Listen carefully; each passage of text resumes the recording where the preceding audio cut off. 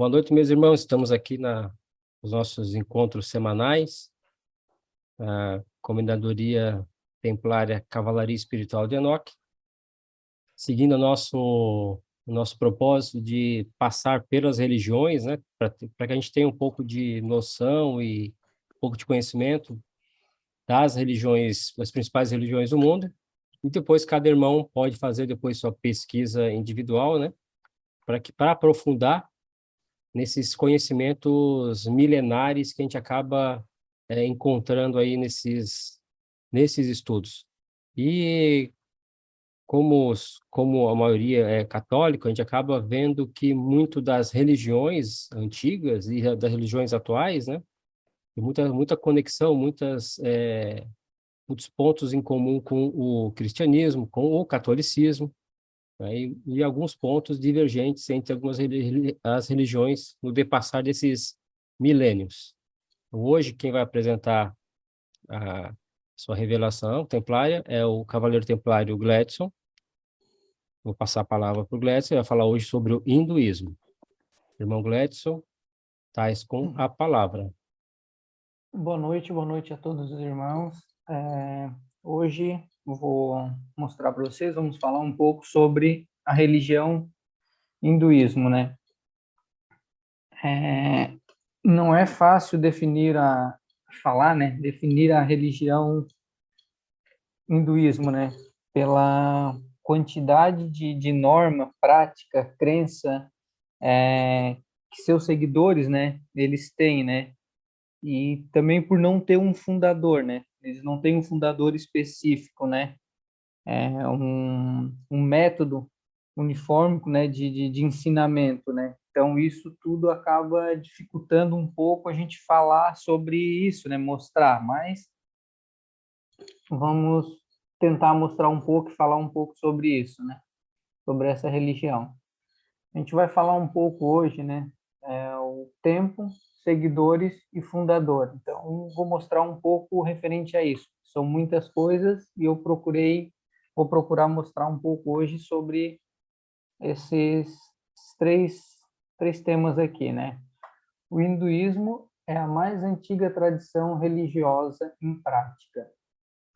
Há pouco mais de 1 milhão a 2 milhões de seguidores, 1 bilhão e 2 milhões de seguidores, que equivalem a 16% da humanidade.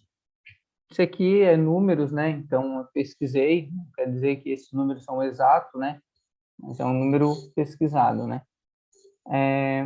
Já falado, né? O hinduísmo não tem um fundador, né? As escrituras são compilações de incontáveis sábios ao longo do tempo, né? A filosofia, metodologia, histórias se mesclam com a vivência da prática do dia a dia das pessoas.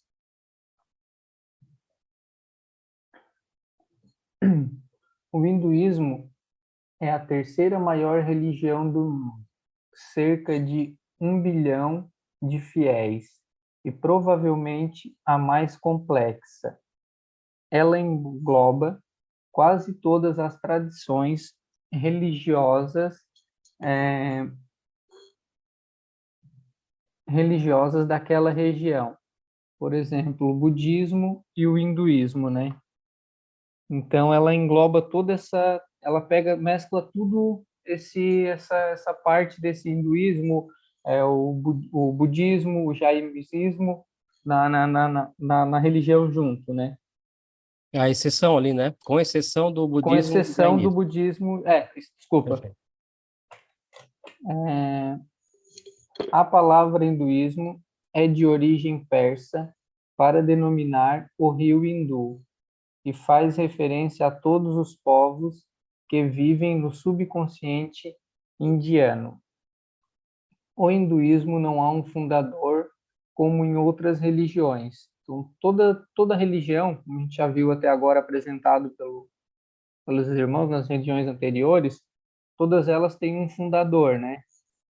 Então, o hinduísmo não tem. No budismo tem um fundador, no cristianismo, qual a próxima religião que vai falar ali, o irmão Ricardo vai falar, todas elas têm um fundador, tem alguém que fundou uma religião. O hinduísmo não, né?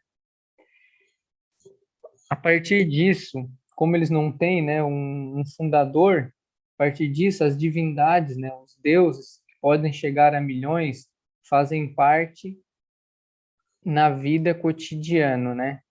Então, eles têm vários deuses. Deixa eu só pegar uma... Eles têm vários deuses por fato de não ter um criador. Então, eles têm vários deuses, né? E mesmo existindo o templo, o culto é realizado normalmente em lares onde existem altares para os seus deuses favoritos. Então, eles costumam mais fazer as suas crenças, as suas adorações, né, aos deuses, né, e oferece ali frutas, flores, água, acendem seu incenso, né, os seus atos religiosos, né, são praticados mais em casa, né, onde tem o seu altar. Claro, também tem os templos que se reúne, né, os membros da comunidade, todo mundo se reúne, mas eles fazem mais essa parte do em casa, né?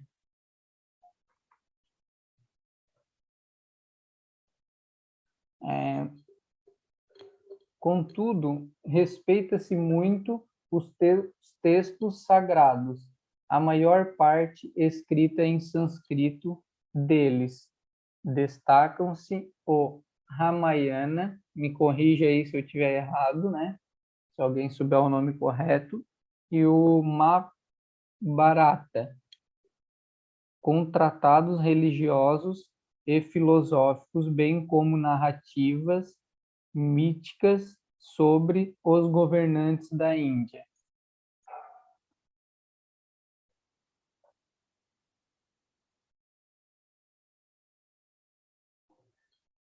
Agora a gente vai falar um pouco sobre os costumes, crenças do hinduísmo. É comum entre os hinduísmos a prática de cantoria, especialmente mantras, meditações e recitações de textos religiosos. Normalmente, os rituais envolvem oferenda aos deuses, cultuados em formas de imagens e meditações. Como eu já havia falado ali, né, que eles fazem ali as oferendas, né, oferecem ali, né, acendem seu incenso, a água, né, para os deuses dele, né. Dentre os rituais hindus, podemos citar Anaprashan, e corrija aí alguém, por favor, se souber, quando ocorre a primeira ingestão de alimento.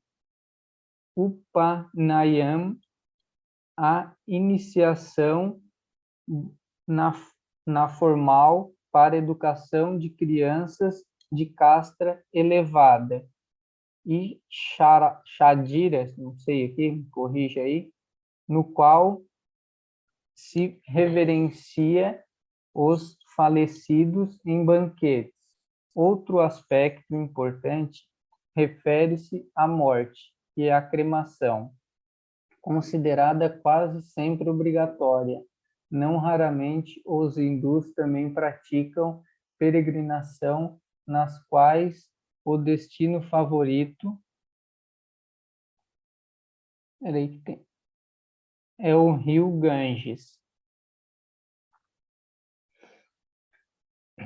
Outro aspecto, voltando a falar ali, né, sobre a meditação, né, outro aspecto bem conhecido do hinduísmo são os mantras, oferecido na forma de sons enteados que auxiliam na concentração durante as meditações, né? O mantra mais conhecido, né, é o Om ou Aum. Esses são, nas meditações eles usam muito isso, né? Agora vamos falar um pouco da reencarnação, né? Que a crença na reencarnação é algo muito forte para eles, né? Na reencarnação é outro fato marcante dessa religião, né? Que se baseia no karma, a lei moral da causa e efeito, né? Que se reencarna num ciclo contínuo de renascimento a que estão submetidos, chamado samsara, né? Ela determina quando se atinge o nirvana, um estado de desprendimento e autoconhecimento que só é alcançado pelos espíritos mais evoluídos e que não precisam mais reencarnar. O homem vive um ciclo para eles, né? Um ciclo de nascimento e de morte, né? Conduzido pelo karma, por qual todos os atos produzem são resultados, né? Tudo que tu faz nessa vida, tu vai para eles, né? Tem fundamento, tem tudo que tu colhe, aquilo que tu colhe aqui, né? Tu vai sentir efeito na próxima vida, né?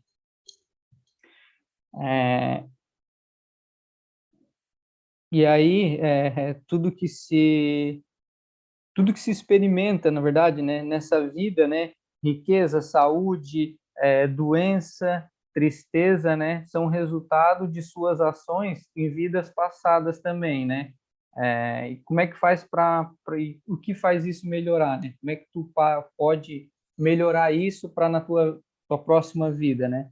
O que as pessoas fazem é mais importante naquilo que elas acreditam. Então, as suas ações, né, são mais importantes, tão importantes quanto o que elas acreditam, né? E, como eu falei, né, a alma, para eles, a alma é imortal, né? Ela pode nascer várias vezes até alcançar essa elevação, né? Para eles, deixa eu só ver onde é que eu anotei melhor aqui, essa elevação. E para chegar nessa elevação, né? Então, eu coloquei aqui, citei 3 vias para te chegar, que tu tens que, pelo menos o hindu tem que passar por essas 3 vias, né? As vias do sacrifício, que são realizados sacrifícios, né? É feito boas ações, né? Em busca de obter a felicidade terrena e a transmutação, que seria um sacrifício, né? Vias de sacrifício para te chegar à evolução, atingir e chegar ao nirvana, que eles chamam, né? Fazer esse ciclo, essa roda de samsara, né? E o conhecimento, né? Compreender a verdadeira natureza da vida, né?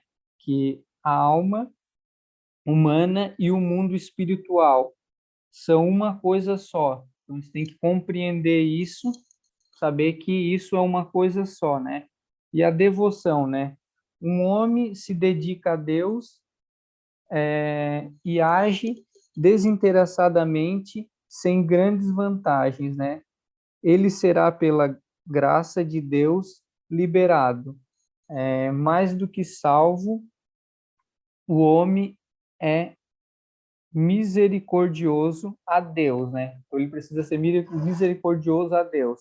Então, esses são os pontos que eles, né, consideram para elevação para chegar ao nirvana, né? Lembrando também que entre os hindus, uma alma pode se reencarnar muitas vezes sob diversas formas também, né? Eles acreditam nisso, né? Como animais e vegetais.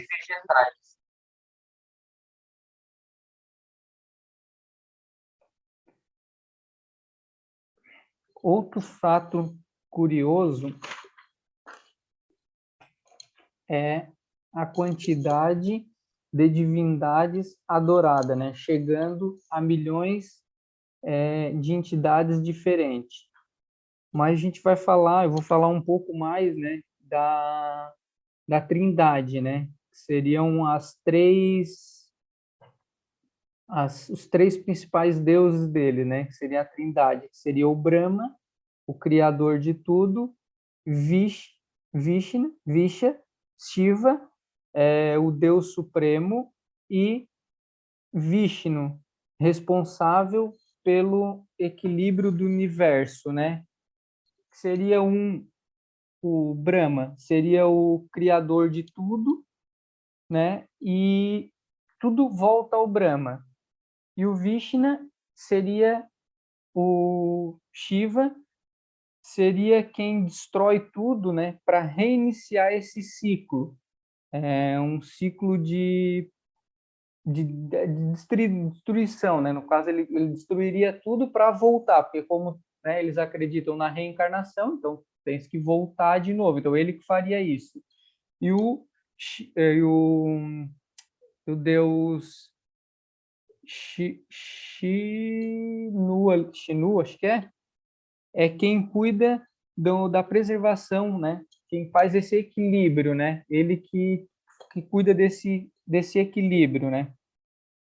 Então, tem que passar por esses 3 ciclos. Então, tem esses 3 deuses.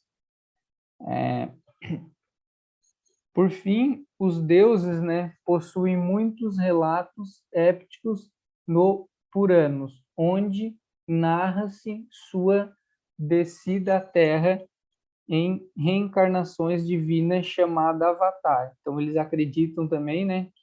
Acreditam não, né? Já deuses desceram à Terra e são chamados de Avatar.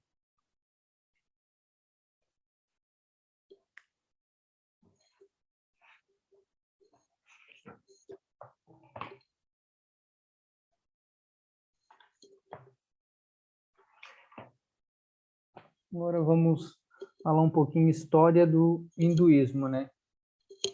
Considerada uma das religiões mais antigas do mundo, o hinduísmo tem sua origem na pré-história e remonta à Índia antiga.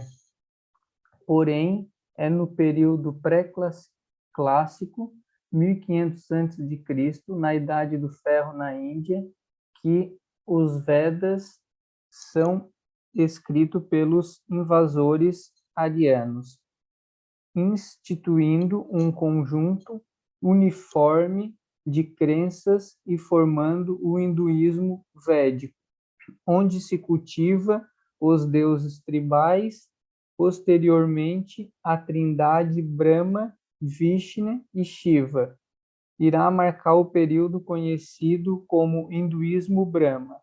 Por fim, o hinduísmo híbrido terá início com o advento do cristianismo e islamismo. É importante lembrar que o hinduísmo foi o caminho escolhido pelos indianos para a liberdade no século XIX, quando Mahatma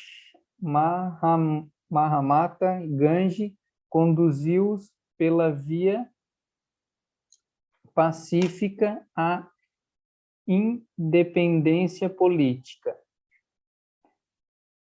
E aqui eu botei 3 curiosidadezinhas básicas aqui, né? A visita aos templos, que não é obrigatória, né? Como em outras religiões, a gente vai na igreja, vai no culto, vai, né? Eles têm o seu próprio altar em casa, então eles fazem suas orações em casa, né? E aproximadamente 30% da população hindu é vegetariana, e o hinduísmo acredita no princípio da não violência. Eu botei mais, né, escrevi alguma coisa que também tem, né, não botei nada referente a isso, mas tem as castras, né, que significam o nascimento ou tipo, né.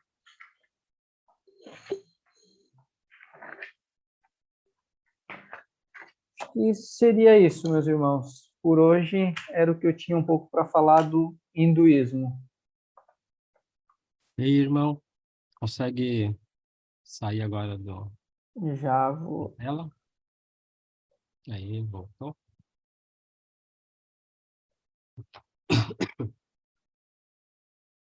Então, meus irmãos, irmão Gledson, parabéns pela apresentação. a gente sabe da dificuldade que é fazer essa pesquisa e os termos em sânscrito, né? Não é fácil, não é nossa linguagem, então, às vezes, falar um nome que a gente mal vê, é uma tarefa fácil.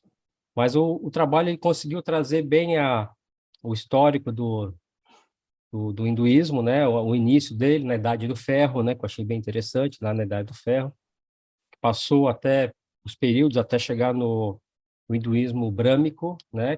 Já no finalzinho, dado o ciclo dele. E achei interessante também sobre a questão de vários deuses, né? Que eles e ali olhando o hinduísmo, né? Eles têm essa percepção de que se Deus é eterno e tudo é Deus, então todos os seres são deuses. Todos os seres são deuses. Você poderia cultuar todos os deuses, ou seja, por isso um culto tão grande de tantas figuras, né? De elefante, de peixe, de besouro, de tudo que tu imaginar, eles têm um deus, uma entidade representando aquilo. E para eles também todo ser humano é Deus. Todo ser humano ele é um Deus. Ele é Deus na Terra, né? Que não para o hinduísmo o o universo ele não foi criado, as pessoas não foram criadas, foi apenas organizado. Já existia a energia, já existia. Então, por isso que eles têm essa visão, né, de, de ver a energia, o espírito em tudo. Inclusive, tem a, uma linha, né, do hinduísmo, onde, como você falou lá, uma boa parte é vegetariana, né? E eles comem só vegetais e não comem animais, né? São vegetarianos. E tem mais uma, não tem um negocinho aqui que eu achei interessante sobre os insetos também. Quando eles veem também um inseto, também eles não matam nenhum inseto, porque para eles todos são Deuses, né? criaturas, partes de Deus, né? Como eles também são. Então eles têm essa essa noção. E a gente vê também que o hinduísmo ele vem se modificando também ao tempo, né? Ele iniciou logo depois do povo védico, né? O povo que esteve no rio Indus, o antigo rio Hindu, a região do Hindu. Aí veio o povo védico, dominou, e aí acabou assimilando a cultura védica também, que era de sacrifícios também aos deuses, né? Sacrificavam tudo aos deuses como forma de agradecimento e proteção e tal. Então, um pouco também veio dessa cultura dos arianos, né, dos védicos. E aí vem os Vedas também, que acaba trazendo os Vedas, né, os textos Vedas, que uma das bibliotecas mais antigas do mundo, são os escritos védicos, que significa sabedoria, sempre temos védico, sabedoria, e aí eu até anotei aqui os Vedas, ele divide em 4 livros, né, o Rig Veda, Yajurveda, Samaveda e Atharvaveda. Aí cada um divide em hinos, prayamas, hari, aranyanas e upanishads. Pois o Eduardo sabe até melhor que eu isso aqui. Aí cada item desse, né? Por que divide em 4? Porque são os estágios da vida, né? Então os Vedas trazem são ensinamentos antigos, né? E cada ensinamento antigo ele divide em 4 partes, estágios da vida. Na infância, aprendendo com os mestres, aprendendo a ser humano, as coisas da humanidade, primeiro estágio. Depois, segundo estágio, o ashrama, que aí já é o estágio 2 como chefe de família, como mais voltado para o prazer, para a procriação, para a criação da família. Depois, o terceiro estágio, já como acharama, eremita, já começa a fazer uma busca pela espiritualidade. Aí se fala que aí já vem os netos, aí ele começa um desprendimento maior.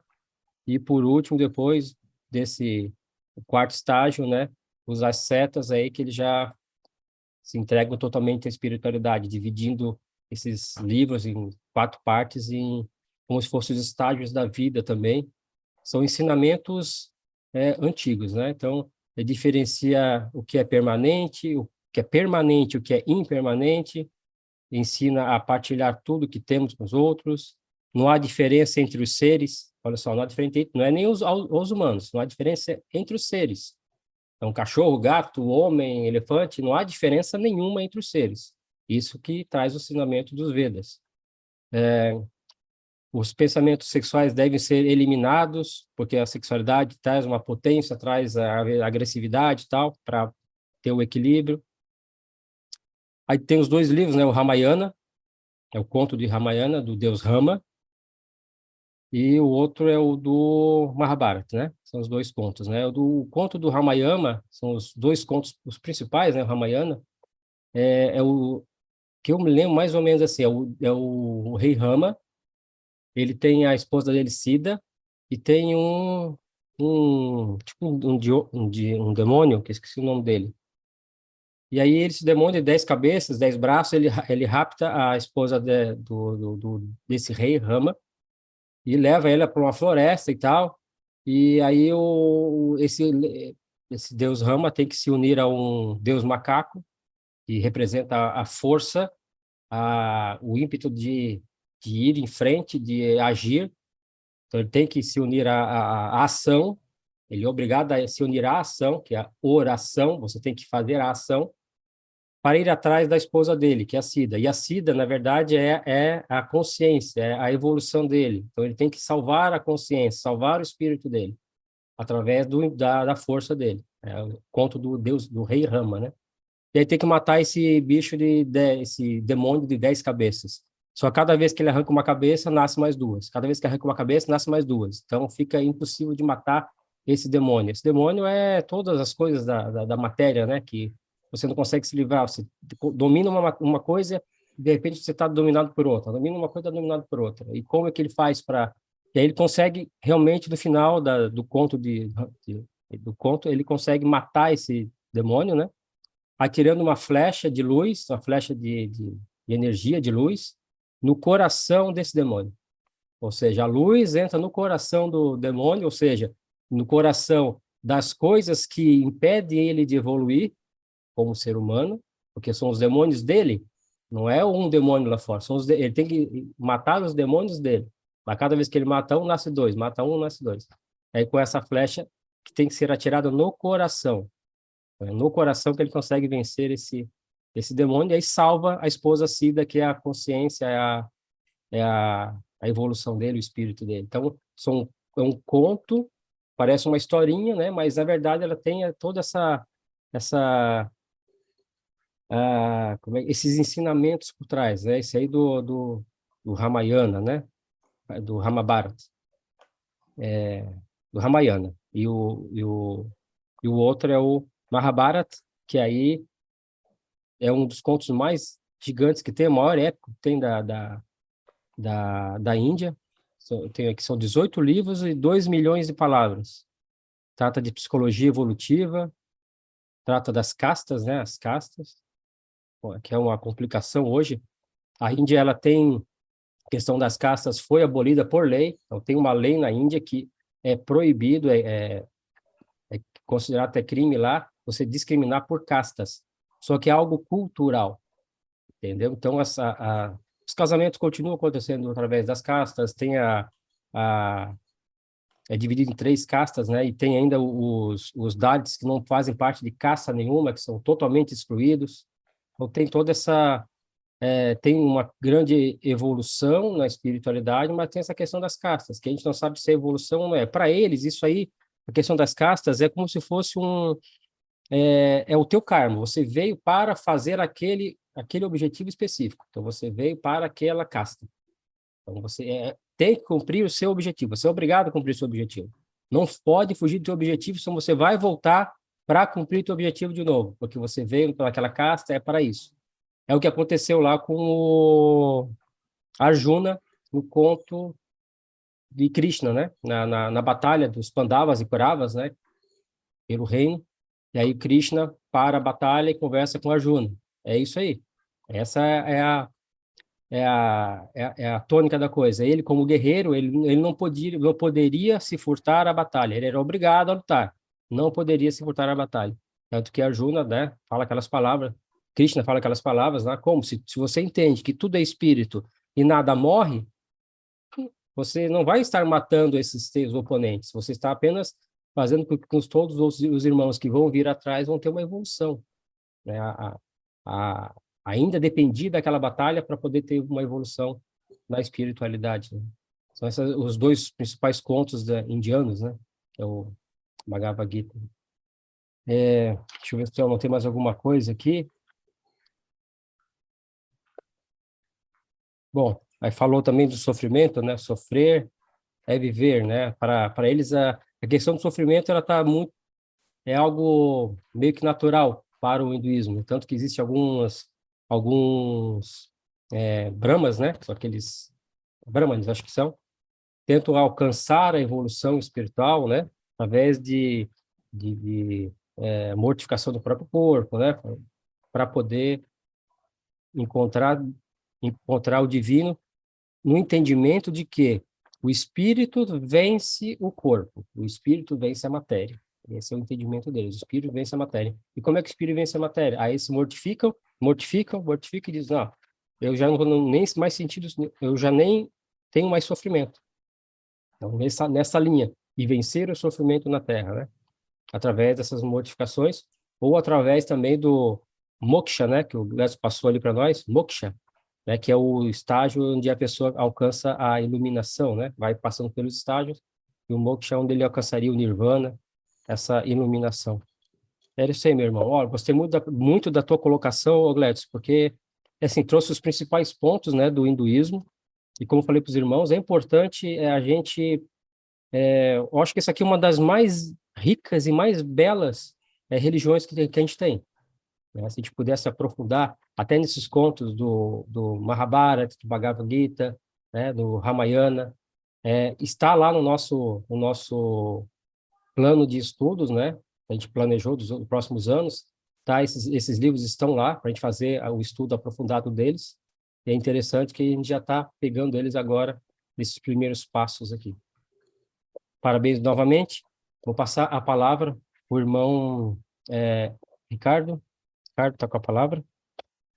Só dar boa noite para o irmão Sideni, está presente, irmão Sideni, boa noite. E para o irmão Gustavo Faia. Boa noite e peço desculpa pelo atraso, é que eu estava em reunião em Curitibanos e me demorei para chegar em casa. O Joia, estava sempre na batalha, né, Sideni? É isso O, aí. o irmão Rui, ele estava com problema na garganta, né, como eu falei para vocês, está inflamado, não consegue falar direito.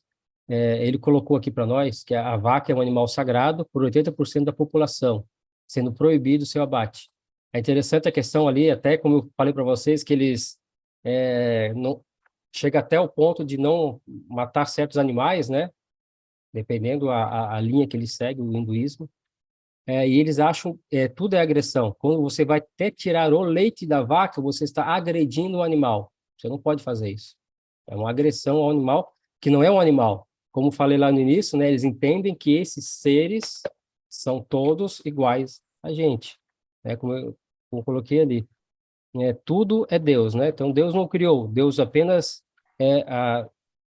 todos os seres não foram criados, foram apenas reorganizados. Então esses seres já estavam aqui. Então teria que ter o respeito por todos os seres, né? Aí até o leite da vaca, alguns nem isso pode tirar o leite da vaca. Boa colocação e boa lembrança, irmão Rui. Irmão Ricardo, com a palavra. Opa, beleza. Só agradecer ali a presença do irmão Sidney, do irmão Rui, né? Isso é muito importante para nós e também para o nosso irmão José também. Gladson, assim, achei muito legal a tua colocação, foi como o próprio comendador falou, tu colocou pelo menos um resumo da religião. O hinduísmo, para nós, é uma religião distante, claro que tem alguns. Acredito que o Dudu ele tem um pouco mais de intimidade com a religião, mas para nós realmente é um pouco mais distante. Então, tem algumas palavras mais diferentes. E o que eu queria colocar, que até que a gente começa a assistir alguns filmes, né? Porque os filmes indianos, a cultura da Índia está sendo muito difundida até pela tecnologia, pela parte de startups ali da Índia, e tem aqueles, né, de Bollywood ali que a gente começa a ver alguns filmes da Índia e tal, que também é interessante, começa a ter essa batalha entre os deuses ou a mística deles, né? Então, isso também acho que é legal. O que eu também queria colocar, que foi falado sobre as castas, né? Que mesmo sendo tanto cultural como religioso, né? A gente falando de uma cultura, de uma religião antiga, onde tem toda essa situação de preservar as pessoas, os animais, existe também um lado, para nós, né, equivocado sobre essa parte de castas, né? Dividir as pessoas por castas, mesmo tendo essa situação do karma, né? E aí o próprio Gretchen falou da parte dos védicos, né? Eu estava até faz um tempinho, ano passado, vendo ali os Exilados de Capela, fala muito essa coisa dos arianos, dos védicos, sobre essa parte da religião antiga, né? De como a origem da civilização. Então, fala muito dessa parte dos védicos, né? Então, só realmente parabéns. Em relação a Sansara, a gente fala muito de Sansara, e aí a gente, né, foi colocado ali pelo Gretchen sobre a parte do karma. Então, só realmente agradecer para a gente aprender um pouco mais das religiões. Eu achei muito importante o que nós estamos colocando em cada semana. Isso acho que engrandece o nosso conhecimento. Tá? Parabéns. Quer comentar, Gladys? Não, a palavra está com o irmão Rafael. Depois. Boa noite, irmãos. Parabéns, Gladys. É um tema bem... Na verdade, ele se torna complexo, porque é uma das religiões mais antigas, como você colocou. O irmão Eduardo vai, com certeza, vai arrematar, como a gente diz, né? Para apresentar, mas uma das partes que mais me impressiona em relação ao hinduísmo foi até quando o irmão Jorge, a gente começou a se aprofundar nos estudos, são os mantras, né? Que está relacionado à vibração. Assim como eles também falam, dentro do hinduísmo, tudo é Deus, Deus é tudo. É aquele está dentro das leis herméticas, sempre nas leis herméticas. Mas o mantra é esse nível de energia, de vibração das cordas, tudo.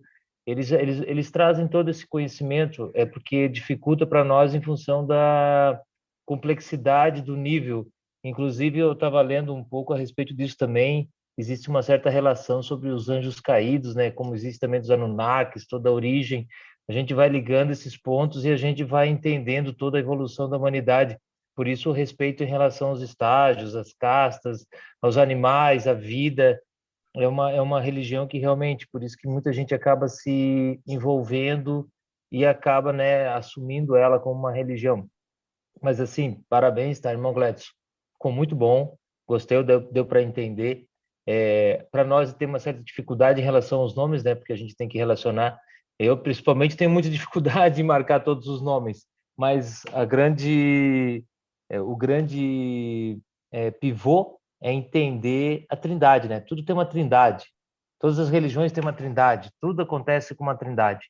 E aí você trouxe isso e explanou bem, e com certeza a gente consegue entender.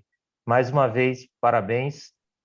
Ficou muito bom mesmo. A colocação lá do irmão Rui também em relação à vaca, sobre o animal. Tudo isso vai fazendo a gente entender essa conexão do tudo está no todo, o todo está no tudo, e a gente vai crescendo com isso. Parabéns. Obrigado, irmãos. Obrigado pelo nosso grão-prior, o prior do sul do Brasil, estarmos conosco, e o irmão Rui. Parabéns, irmão Gladys. A joia, Rafael. Passar a palavra para o irmão Max Prestes.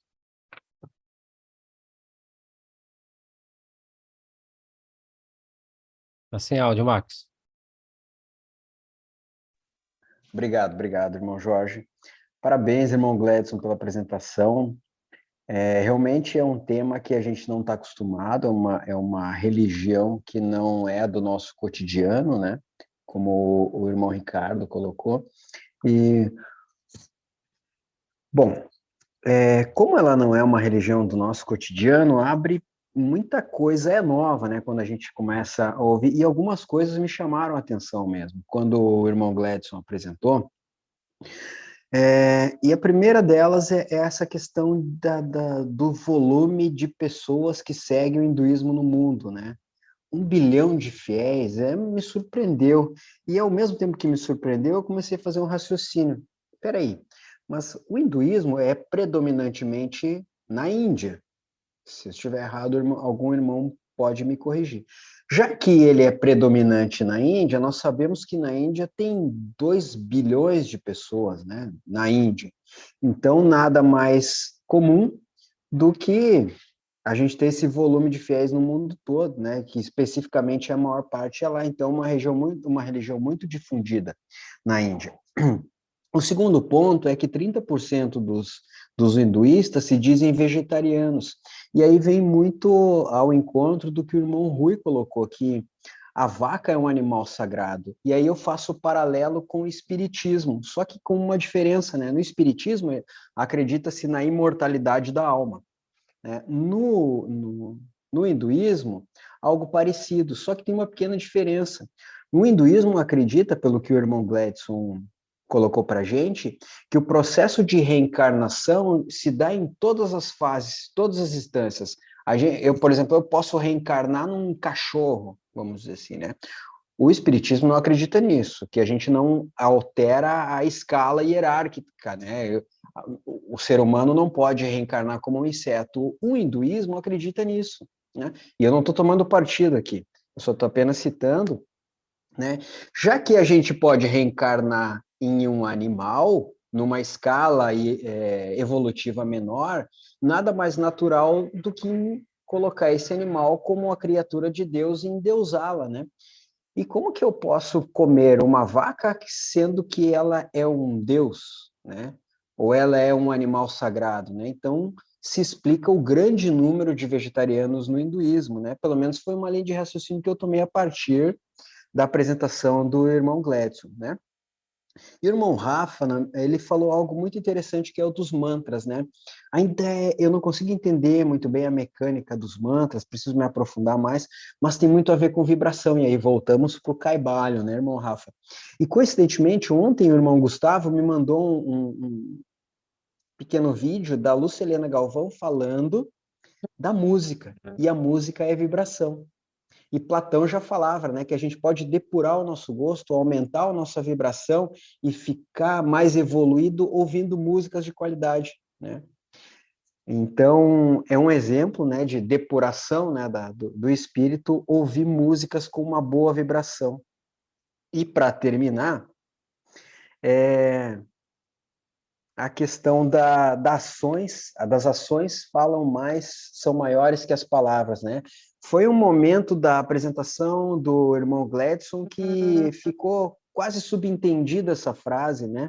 Mas ações são maiores que palavras, isso o hinduísta acredita, né?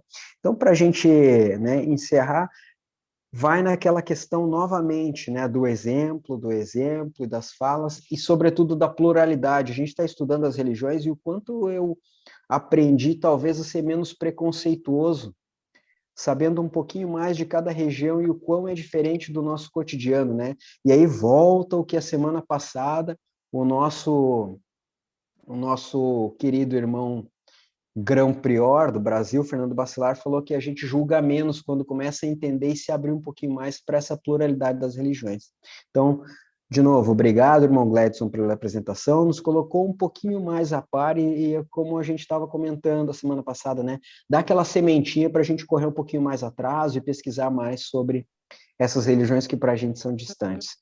Obrigado pelo nosso prior estar presente, pelo irmão Rui, pelo Zezinho estar presente também. É muito importante, José, a tua presença nas reuniões conosco.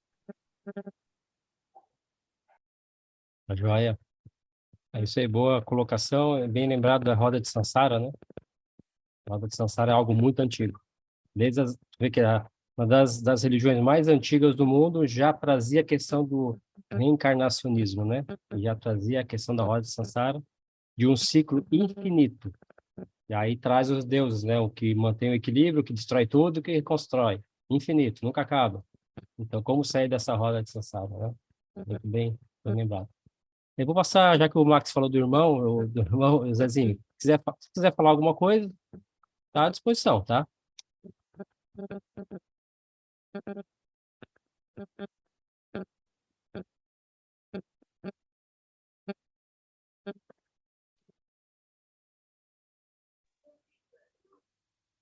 Estão me ouvindo? Teu áudio está fechado, José. Estamos ouvindo agora, pode falar. Eu também queria parabenizar o irmão Gledson ali pela explicação. Para a gente aqui, para mim, no caso, é tudo novo. Assim, a gente tem um conhecimento muito. Eu tinha um conhecimento muito primário do hinduísmo, e vendo os irmãos falar, a gente cada vez aprende mais e vai abrindo a cabeça assim, para muita coisa, né? Assim,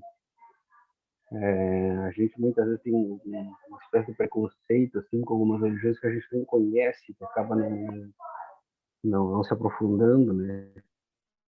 E o que me chamou a atenção é justamente isso, que tudo volta em torno de Deus, né? Da questão aí dos animais, dos insetos, a visão que eles têm de tudo isso é uma visão muito ampla, muito vasta, né? Então a gente fica pensando quanto a gente a cabeça da gente é pequena e não tem que abrir a cabeça cada vez mais, né? Para conhecer, para estudar, enfim, para respeitar, para conhecer culturas e tal. Mas muito bom, parabéns ao Gledson.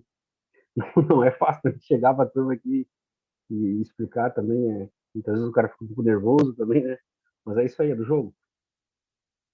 Tá joia. O Obrigado, irmão José. comendador, só Pode para falar, Rafael. ajudar me fez lembrar agora, eu acho que vai ajudar nós dentro do nosso conhecimento. Me veio agora um insight, e isso se direciona também para o nosso grande santo, né? São Francisco de Assis, que falava com os animais, né? A gente está falando do hinduísmo, mas olha como a gente também tem uma referência dentro do cristianismo de uma pessoa que conseguia se conectar com os animais. Então a gente vê que, peraí, não é assim tão longe, tão fora isso tudo. É porque nós não nos aprofundamos dentro do conhecimento de uma pessoa que tinha essa mediunidade para entender e falar com os animais. Desculpa interromper ali, mas eu lembrei de São Francisco de Assis, o filme dele que eu assisti 2 vezes, é lindo demais. Aí você começa a entender um pouco o hinduísmo relacionado a experiências dentro do cristianismo. Você vê que elas estão ligadas, né, de uma forma temporal, mas que faz sentido. Só para os irmãos terem uma reflexão que eu até então não tinha me apercebido. E agora o Zezinho, você vê como é importante a palavra, né, Zezinho? Você estava falando ali, parece que eu não tenho nada a acrescentar. Todos nós temos, tá? Todos nós temos. E me veio isso agora, assim, um sentimento muito forte com São Francisco de Assis. Obrigado, comendador. Tá joia, Rafael, é isso aí. O Rui colocou ali que Índia e Nepal também são... O Nepal, viu, Rafael? Tem um amigo lá que mora no Nepal, né? Então, Índia e Nepal são os maiores seguidores do hinduísmo. Interessante. Bem bacana. Passar agora a palavra, o irmão Rui tá só digita, né? Quando precisa falar aqui. Passar a palavra, então, para o irmão Eduardo. Eduardo, tá com a palavra. Irmão Gladson, primeiro eu queria te parabenizar aí pelo teu trabalho, porque, assim, é um tema difícil de ser colocado, apresentado, sabe? Mas, ao mesmo tempo, quando a gente vai estudando, é encantador, né? Assim, tem muita coisa interessante dentro do hinduísmo aí que é muito bacana. Eu pontuei algumas coisas, mas eu vou colocar algumas coisas ali, né? Por exemplo, uma coisa que me chamou a atenção foi que o irmão Max falou da Trindade, né? Acho que o Rafa falou da Trindade também, né? E que você também encontra isso no hinduísmo, né? Uma vez, lendo, eu encontrei uma analogia que fizeram, e depois eu fiquei refletindo sobre essa analogia e eu não consegui encontrar isso, mas achei curioso, né? Onde a pessoa dizia que Brahma seria como se fosse o pai, né? Vishnu como filho e Shiva como Espírito Santo. Mas eu tentei colocar isso para ver se eu conseguia juntar isso, mas não achei muito difícil, principalmente fazer o vínculo de Shiva com o Espírito Santo, enfim, mas eu achei interessante, algo a se estudar, meditar, só quis trazer como uma curiosidade de algo que eu li, mas que talvez valha uma reflexão aí, tentar entender um pouquinho melhor esse processo, por que a pessoa colocou desse jeito. Mas, vamos lá, queria puxar mais uma história de um filme que eu vi, era um documentário, na verdade, que eu vi. Eu não sei se é assim a história real, tá? Mas nesse documentário eles contavam de como nasce o Gandhi, né? O Rio Ganges, né? E eu achei muito interessante porque, assim, o que a gente encontra muitas vezes no hinduísmo é, assim, a gente estuda mecânica quântica, a gente estuda o espaço, o universo, e o interessante é que eles misturaram tudo isso nesse documentário. E eu não sei se a história é assim mesmo, mas eu vou contar o que estava no documentário, tá? Tentei depois vir buscar para ver, tentei achar alguma ligação, tentar buscar textos, livros que comentassem isso, mas eu não consegui encontrar efetivamente. Mas vamos lá, o que dizia, né, nesse documentário que contava a história do rio? Ele dizia que Krishna tinha pedido, né, 3 passos de terra, né, para um rei, e no primeiro passo ele ocupava o planeta, no segundo ele ocupou o universo, e o terceiro, com a ponta do pé, ele furou o que seria uma membrana do universo, e que o universo estaria boiando, digamos, num líquido, e que esse líquido veio escorrendo até chegar na Terra, e aí o que acontece? Shiva amorteceu a queda, e aí formou o Rio Ganges. Não sei se é assim que funciona, não sei se essa história é real, se foi uma loucura do documentário ou não, mas eu achei muito interessante porque ele falava ali no documentário de multi-universos, ele falava de uma série de coisas que a gente vai pensando assim, peraí, se essa história é como ele está falando, hoje a gente fala de múltiplos universos, hoje a gente fala... Então, eu acho muito legal no hinduísmo isso, existem várias coisas que a gente pode fazer esse tipo de ligação. Então, acho bem bacana, é uma das coisas que eu me interesso sobre esse assunto, assim, para ver de que forma isso se vincula. O terceiro ponto que eu queria colocar é ali quando o irmão Max falou sobre mantra, né? E o mantra é outra coisa que me agrada muito, que é como o irmão Max colocou. Kaibalyan, né? Vibração. E tem tudo a ver com vibração mesmo, né? Então, a gente tem mantras para introspecção, outros mantras para te levantar, outros mantras, enfim, tem vários tipos de mantras que te levam a vários estados. Por quê? Porque a vibração vai mexer com a tua energia, vai mexer com tudo, enfim, como a gente já falou aí. E um mantra que eu gosto bastante, ele se chama Gayatri Mantra, né? E o interessante, olha que interessante a tradução dele ali, né? Eu vou colocar para vocês, né? O Gayatri Mantra, ele começa, né? Om Bhurbuva Swaha. Seria, ó Deus da vida que traz a felicidade, né? Tatsaviturvarenyam. Dai-nos tua luz que destrói pecados. Bhargo Devasyadi Mahi, né? Que a tua divindade nos penetre, né? Joyonaha Prachonodayat, e possa inspirar nossa mente. Então, olha, o Deus da vida que traz a felicidade, dai-nos tua luz que destrói os pecados, que tua divindade nos penetre e possa inspirar nossa mente. Um mantra muito legal, sabe? Bem interessante, assim. Num primeiro momento você escuta o mantra em si, você fala assim, mas o que isso quer dizer? Como é que funciona? E esse é um mantra muito bacana que, assim, particularmente um dos que eu mais gosto, sabe? Eu quando meu filho nasceu, o meu primeiro filho nasceu, eu recitava isso, né? Eu vocalizava esse mantra para ele, assim, sabe? Então, muito bacana. Enfim, tem outras coisas, mas basicamente, assim, o que eu queria falar era isso aí. Queria parabenizar o Gladson. Gladson, talvez um dos temas mais complexos, né? O hinduísmo vem aí, é antigo, né? Tem muita história, está envolto, porque a gente costuma falar aqui, a gente falou muito dos sumérios, a gente fala do povo egípcio, e a gente vê lá, por exemplo, uma civilização surgindo lá no Vale do Indo, né? Os Drávidas, né? Uma civilização avançada. Dizem que, por exemplo, Shiva é acreditado a ele como criador do yoga, né? Então, a gente tem uma série de coisas aí, e aí vem, né? Estou voltando muito no tempo ali, né? mas muita coisa bacana, muita história bacana, e que faz a gente pensar e, de repente, ver o mundo de outra forma também.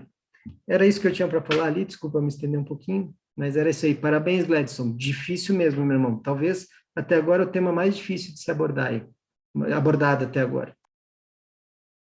É isso aí. É isso aí mesmo, são os mais difíceis, né? Mas é porque ele tem muito uma ramificação, né? E a história é muito densa. Se fosse aprofundar mesmo nas histórias, nos livros védicos e tal, a história é muito, muito densa. Eu falei ali do leite da vaca, né? Mas é só para me voltar aqui. Do hinduísmo saiu o jainismo. Aí, o jainismo era um guerreiro chamado Mahavira. Ele era da caça dos guerreiros, aí ele abandonou tudo para se tornar um mendigo, né? E para fazer a meditação, encontrar a iluminação e tal. E aí, para eles, a questão até do leite da vaca, não podia tirar o leite da vaca, né? Então, não foi exatamente o hinduísmo, foi uma ramificação do hinduísmo, já no jainismo, que aí eles já começam com essa diferença. E o jainismo também diz que o universo são 5 mundos, né? Já divide o multiverso ali, são 5 mundos. O mundo dos humanos, que está no meio, o mundo subterrâneo e o mundo dos céus, né? Que são 30 céus, já faz uma divisão ali. Sobre a Trindade, colocou ali, Eduardo, eu estava pensando aqui, a nossa Trindade, o Pai, o Filho e o Espírito Santo, né? Os 3 são um, né? Na verdade, a nossa Trindade é una, nossa Trindade é una. E para eles, cada um dessas entidades são individuais em suas vontades. Então, Shiva quer uma coisa, o Brahma quer uma coisa e o Vishnu quer outra. Então, e na evolução desses deuses, né? Na evolução deles, chegou um momento que o hinduísmo precisava meio que ter sua comitiva de frente. Porque tinha milhares. Quem é a comitiva de frente? Vamos pegar os mais fortes. É o Criador, o Destruidor e o Pacificador. Então, esses ficaram na frente. E aí, hoje, nós temos aí a trindade deles, né? Mas tem um nome diferente, é o Tribhurti. Mas é diferente da nossa trindade cristianismo, né? Do cristianismo. Mas interrompendo ali, né? Pode falar, irmão.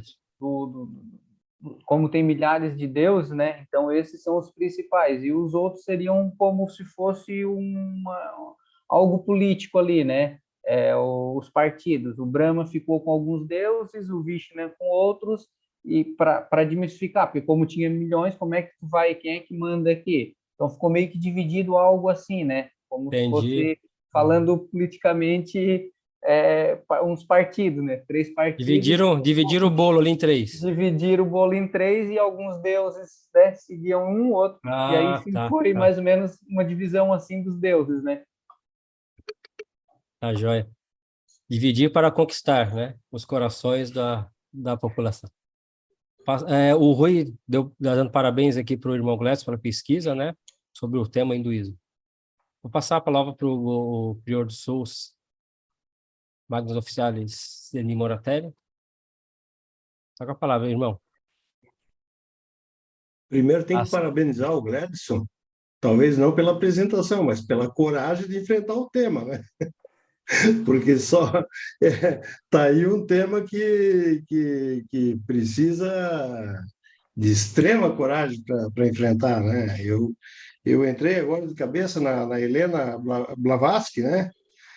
Justamente pelo hinduísmo esotérico, né? Então, aqui daí você tenta entender a complexidade, né? É muito difícil. Isso aí vamos dizer o seguinte: é o fundamento de todas as religiões, tá?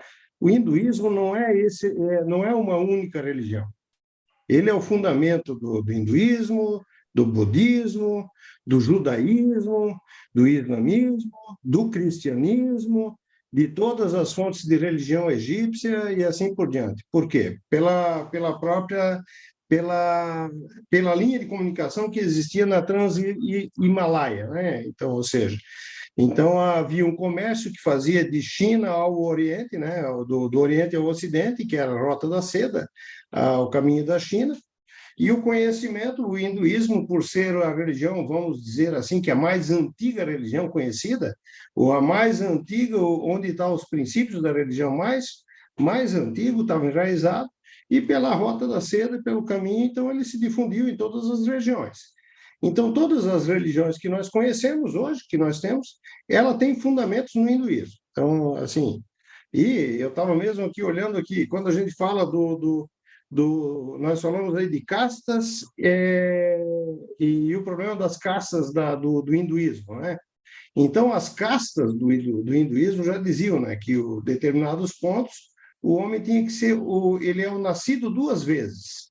O que é um nascido duas vezes? Então, para você pertencer a uma casta, você já teria que ter morrido e ter nascido. Então, teria que ser nascido duas vezes.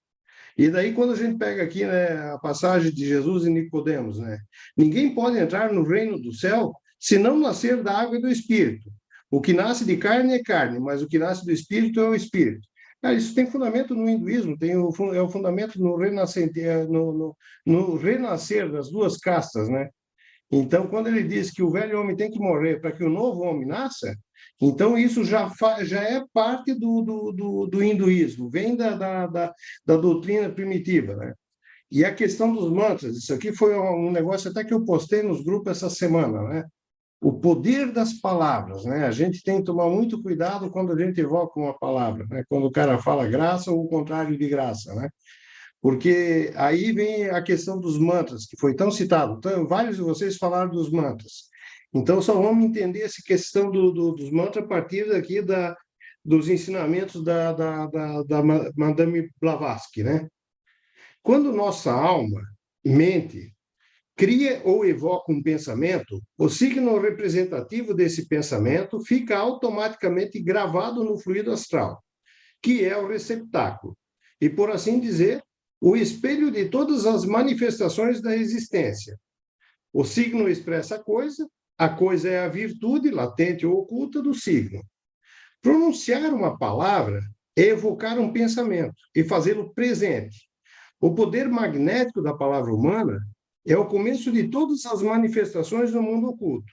Pronunciar o nome é não somente definir um ser, uma entidade, mas submetê-lo à influência desse nome e condená-lo, por força da emissão da palavra, a sofrer a ação de um ou mais poderes ocultos.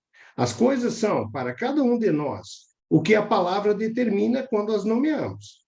A palavra ou a linguagem de cada homem sem que ele disso tenha consciência, uma bendição ou maldição.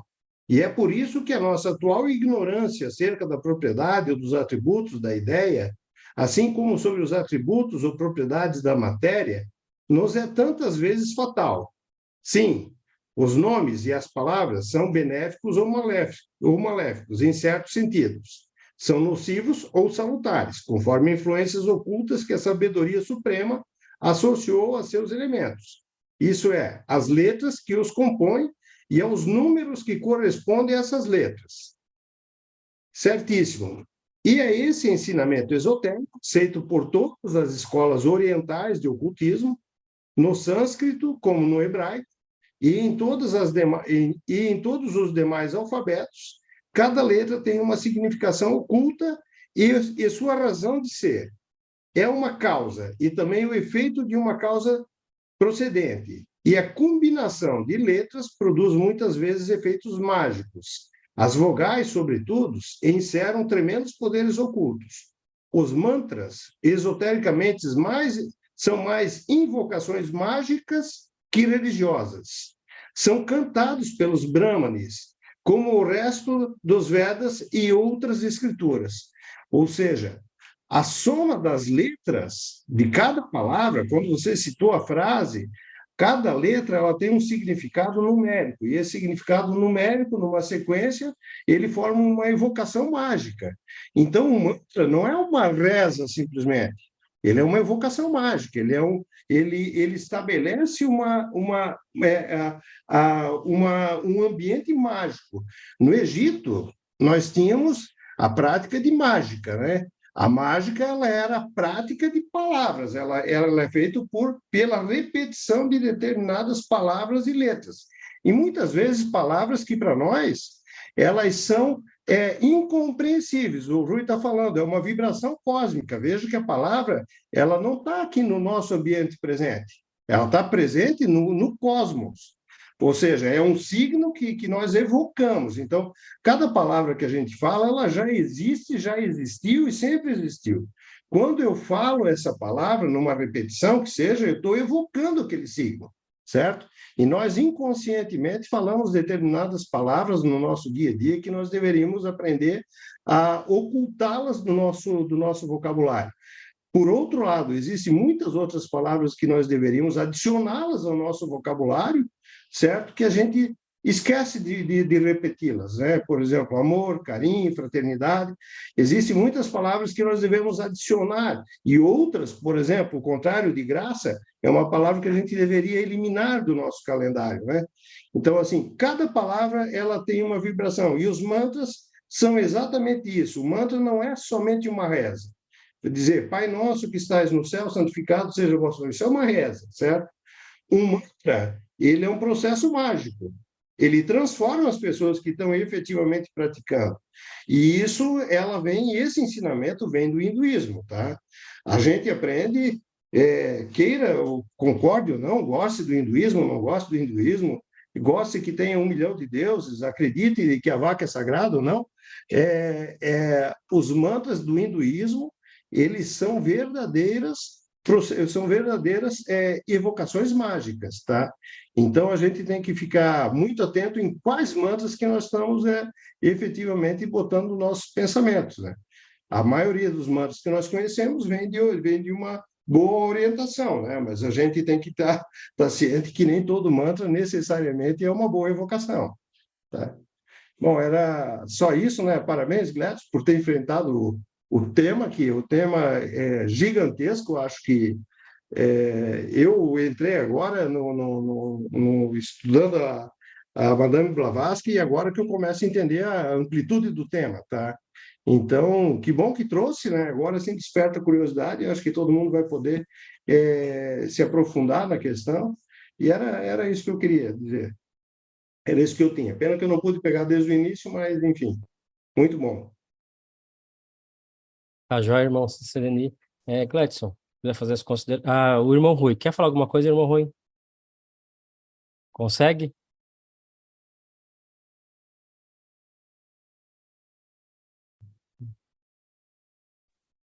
Oi, boa noite. Eu não creio, eu que não. Mas eu coloquei um item ali. Se puder ler, eu agradeço. Então, uma galáxia que está a 150 bilhões de anos de distância da Terra, se tivesse um notebook ligado nesse momento, como nós, estaria vendo os dinossauros passando por aqui. É verdade. É a velocidade. Aham. Muito bem. Irmão Gladson, se quiser fazer as considerações finais, está com a palavra. Quero agradecer a presença de todos, né? Puderam estar presentes.